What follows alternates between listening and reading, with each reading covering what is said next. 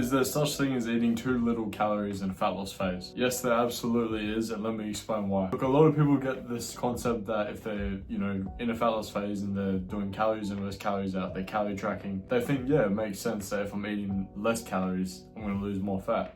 But this is not the case. Yes, short term, eating less calories might mean that you quickly get off fat or quickly get off weight, more so, not really fat. Long term, these are the risks that you could be facing. Or not even long term, like more like medium term. So starting off with the obvious factor, it's not sustainable. If you're in a fat loss phase and you're cutting your calories that low, that means you're probably not enjoying your favorite foods. And if you are still enjoying your favorite foods while doing this, then that means a lot of other important things are lacking. Your protein's probably down, probably lacking a lot of carbs, and just important nutrients, which means that your body is just running on pure whatever's there. That means you're going to lose a lot of muscle mass, your energy is going to be absolutely cooked, your recovery is going to be cooked, you're going to feel terrible day to day. It might not be immediately, but within a few days or a few weeks, trust me, you will feel the effects. This then will put your body into what's called survival mode. Your body is quickly picking up that you're lacking a lot of nutrients that needs to keep it functioning, so what it'll do is it'll start pulling whatever it can, basically start storing fat to hold on to, which means that your weight loss will pause. So you might be doing this and you might lose like 10-20 kilos,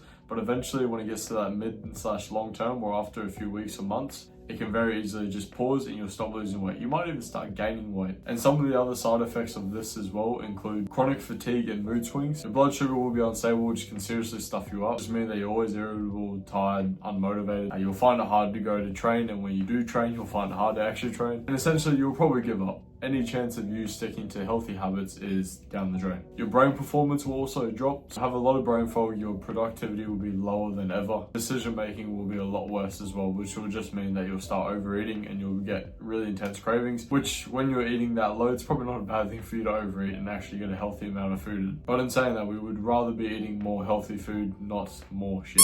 Your training performance is going to be terrible because you're literally showing up with no energy. It means that with the muscle that's already going to be getting eaten into as you lose that weight because you're eating so little and you're probably not hitting your protein. Also training like terrible, which isn't going to help at all. You might as well just not be there at that point. Essentially, all in all, your chances of regaining the fat that you burnt off will be super high because you've actually not learned any healthy habits. All you've learned is that you're starving yourself. So when you get back to normal habits, or you haven't actually learned anything, you're just going to start eating the same amount again because you're going to realize how unsustainable and terrible you feel. You're going to go back to eating what you normally do, put the weight back on, and you'll be stuck at phase 1 again. And another one I forgot to mention as well, especially if you are a woman, eating too little as a woman is very, very bad for your hormones. If you are consistently eating such a low amount, you will eventually lose your period. That means your brain reduces your reproductive hormones and you're not going to feel very great at all, especially if you're a woman in perimenopause and menopause. Lacking so many nutrients, you're going to feel terrible. Really important, even when eating a healthy amount, that you're focusing on getting your dietary fats,